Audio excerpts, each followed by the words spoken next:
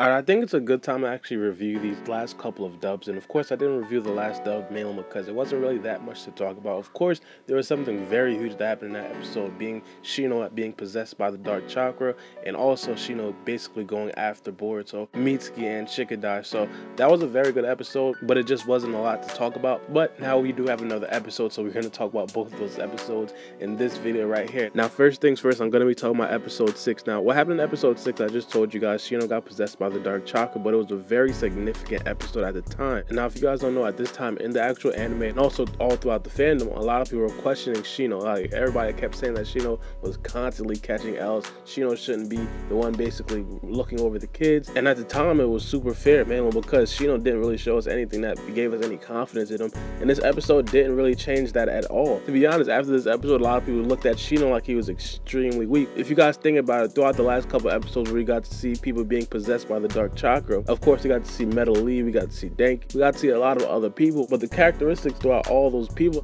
is the fact that they also got stronger. Like, they got a power boost. Like, Metal Lee got extremely strong. Of course, we do know that Metal Lee was being shy before, but he got stronger. Denki got stronger. People during the construction site, they got stronger. And Shino, you would kind of think that Shino would get stronger as well.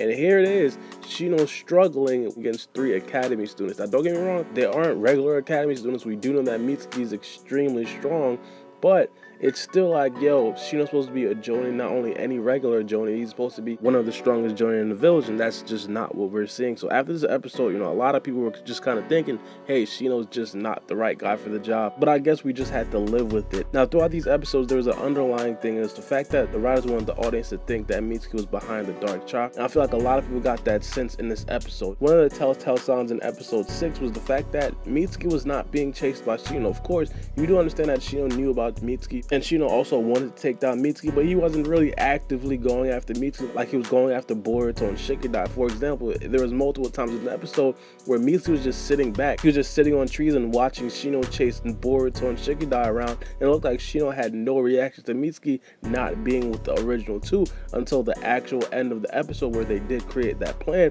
and that divergence to take down Shino. And that was really suspicious. I'm like, yo, so Mitsuki's just gonna sit there and watch everybody just get killed off by this Jonin? But the episode ends off with Mitsuki showing off some of the things that he can do. Of course, these are some of the first jutsus that we did see from Mitsuki. They're not the first jutsus, but it is some of the first jutsus that we did get to see from Mitsuki. One of the most important, or one of the most popular jutsus that we did see from Mitsuki was obviously the lightning snake. Now, Mitsuki does this multiple other times later on in these episodes, but the lightning snake is something that we didn't necessarily see in this kind of form factor, mainly because Mitsuki was so close to the enemy. If you guys look right here, when he did do it, like, he was literally holding on to Shino, and it looked like Mitsuki even hurt himself a little bit, which was kind of interesting. But this episode was a very good episode. As I said, it was very cool for the first time watching it. Me, second time watching it, I already know a lot of the stuff that's going on. But going into the other episode that we do have to talk about. Now, this episode was definitely one of the more slower episodes, but it did give us some sort of clues and hints towards who's actually behind the dark chakra. Now, as I said earlier in the video, it was giving a lot of hints, like, hey, Mitsuki's the guy behind it. I'm not necessarily sure why they were doing that, but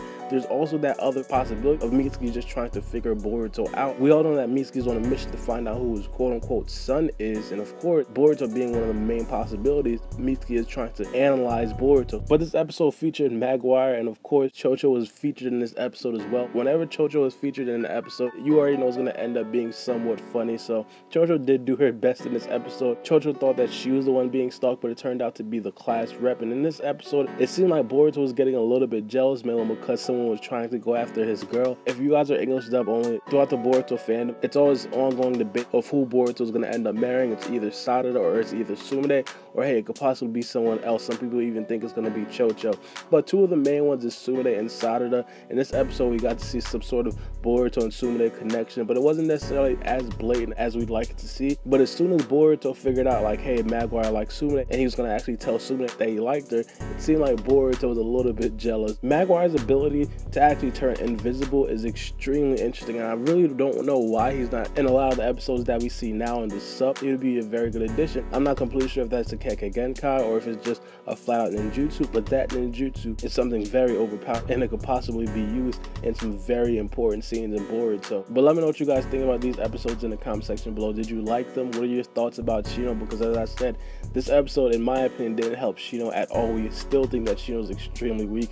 But let me know what you guys think. It's been your boy Baara B, and we out.